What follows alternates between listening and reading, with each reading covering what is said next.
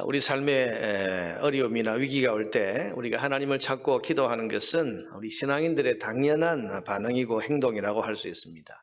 삶이 어려워졌는데 기도하지 않고 또 기도할 생각조차 나지 않는다면 그런 사람을 우리가 어떻게 신자라고 부를 수 있겠습니까? 그만큼 기도는 우리 신앙의 유무를 알아볼 수 있는 그런 좋은 척도다, 그렇게 말할 수가 있습니다. 그런데 우리가 어려울 때 기도하는 것만큼이나 중요한 것이 기도한 이후의 삶이라고 할 수 있습니다.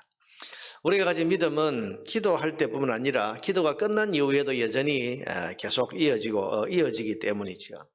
여러분, 오늘 본문은 야곱이 야복강에서의 간절한 기도 이후에 이어지는 삶의 모습을 기록하고 있습니다. 기도가 끝났습니다. 그 이후에 이제 야곱이 어떤 태도를 보였는가? 첫째는 두려워하면서도 기도 응답에 대한 믿음을 가지고 나아가는 것을 볼 수 있습니다. 오늘 본문 1절에서 3절에 보면 야곱은 기도한 이후지만은 여전히 에서를 두려워하고 있습니다. 1절에서 3절 내용을 보면 지금 자기 부인과 아이들을 나누고 있죠. 여러분, 하나님께 기도했고 또 그 놀라운 복에 대한 약속을 받았다면 이제 두려움 없이 담대하게 에서를 향해 나아갔어야 하지만은 아직 야곱은 기도 응답에 대한 이 확신이 부족했던 것 같습니다. 그래서 혹시나 기도는 했지만은 하나님의 응답은 받았지만은 그러나 혹시나 에서가 공격해 오면 어떻게 하나? 그래서 사랑하는 처자식들을 살리기 위해서 가족들을 자기가 마음에 아끼는 순서대로 나누어서 지금 배치를 하고 있죠.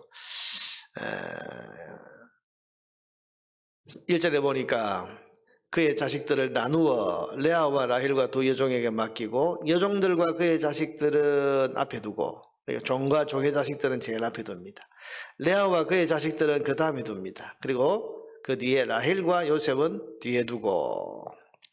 지극히 여러분 야곱다운 발상 아닙니까? 야곱은 계속 이런 식으로 자기 삶의 문제에 대처를 해왔습니다. 그런데 야곱이 기도한 이후에 그래도 달라졌다고 하는 것은 이 배치를 하면서 자기가 제일 앞서서 에서를 향해 나아가고 있다는 점입니다. 3절에 보니까 자기는 그들 앞에서 나아가되 제일 앞서서 가고 있죠.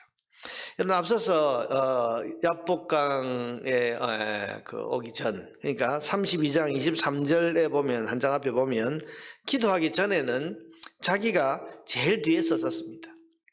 다른 가족들은 먼저 강을 다 건너보내고 자기 혼자 뒤에 남아가지고 거기서 고민하면서 기도하고 있지 않습니까? 그때는 제일 뒤에 섰어요. 그런데 기도한 이후에는 그래도 제일 앞에 서서 에서를 향해 나아가고 있다.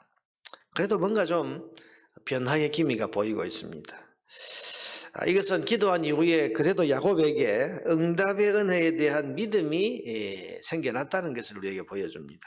아직 완전한 믿음은 아니지만은 그래도 기도한 이후에 하나님이 도우시겠다, 은혜를 베푸신다고 했으니 은혜를 베푸시지 않겠나라고 하는 그런 작은 믿음이 일어났던 것 같습니다. 여러분, 이 믿음 그대로 하나님께서는 분노했던 에서의 마음을 풀어주십니다. 형제가 만났을 때 서로 끌어안고 울면서 화해하는 그런 결과를 만들어 주셨습니다. 여러분, 사실은 에서와 끌어안고 울면서 화해하고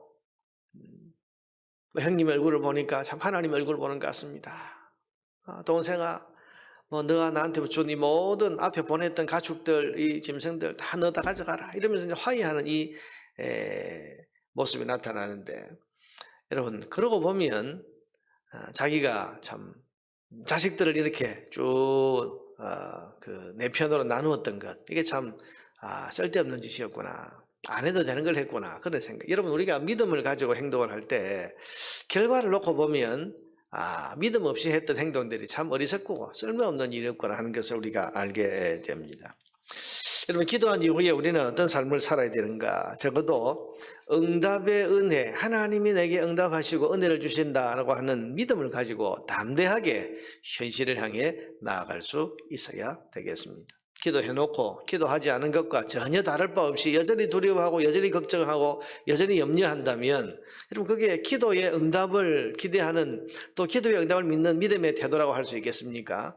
기도하고 나면 두려움 없이 담대하게 현실을 향해서 나아갈 수 있어야 됩니다. 오늘 새벽에도 여러분 우리가 기도하러 나왔는데 기도하러 이곳에 나올 때는 어떤 마음 어떤 태도를 가지고 나왔다 할지라도 기도하고 돌아갈 때에는 응답에 대한 기대감, 소망, 한나의 그 모습처럼 얼굴에 수색이 없이 근심의 빛이 없이 그렇게 기대하는 마음을 가지고 여러분 기도하고 돌아갈 수 있는 저와 여러분 되기를 바랍니다. 두 번째로, 그런데 17절 이후에 보여주는 야곱의 행동은 기도한 이후, 특히 기도 응답의 은혜를 체험한 이후의 행동으로는 적절하지 않은 것 같습니다. 17절을 한번 보세요. 야곱은 숫곳에 이르러 자기를 위하여 집을 지었다. 그의 가축을 위하여 우리간을 지었다. 그 땅 이름을 숫곳이라고, 숫곳은 우리간이라는 뜻인데 숫곳이라고 부르더라. 20년 동안 두려워했던 에서의 위협이 드디어 사라졌습니다. 모든 문제가 해결됐죠. 야곱은 이때 뭘 했습니까? 숫곳에서 자기를 위하여 집을 짓고 가축을 위해서 우리간을 짓고 그리고 그곳에 있는 세겜 사람에게서 돈을 주고 밭을 사고 있습니다. 뭐 하는 거죠? 이게 거기 살자. 이제 여기 털을 잡고 이제 살자. 이제 모든 근심이 사라졌으니 여기서 이제 잘 살아보자. 집도 짓고 가축을 먹일 수 있는 우리간도 짓고 땅도 사고 밭도 이제는 많이 확보를 해서 이제는 여기 살자. 여러분, 이 행동이 왜 적절하지 않습니까? 그 답은 18절에 있습니다. 야곱이 밧단 아람에서부터 평안히 가나안 땅 세겜 성읍에 이르러.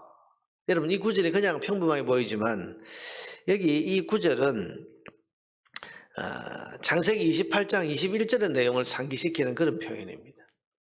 창세기 28장 21절에 보면은 그가 20년 전에 베델에서, 그러니까 지금 자기가 밧단으로 갈 때 그때 두려움 속에서 베델에서 하나님 만났죠. 그때 꿈에 사닥다리 환상을 본 이후에 하나님 앞에 뭐라고 했는가 하면, 내가 평안히 아버지 집으로 돌아가게 하시오면, 만약 모든 두려움에서 모든 문제에서 나를 건져주셔서 평안히 아버지 집으로 다시 돌아오게 된다면 어떻게 하겠다?